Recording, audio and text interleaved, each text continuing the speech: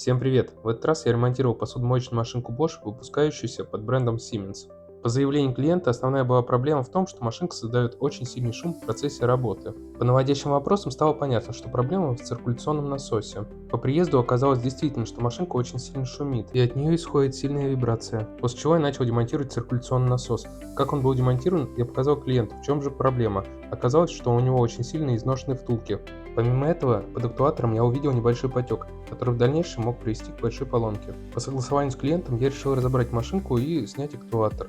Поверь, в чем же проблема. Актуатор — это механизм, который распределяет поток воды на верхний или на нижний разбрызгиватель. В процессе разбора ничего критичного обнаружено не было, поэтому было принято решение все полностью разобрать, хорошенько почистить, сальник смазать и поставить обратно на место. Это достаточно надежный узел, но иногда и он сбоит.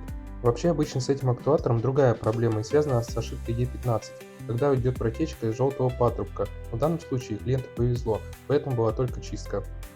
После чего я приступил к основной проблеме – это замена циркуляционного насоса. В данном случае это был оригинальный бошевский насос.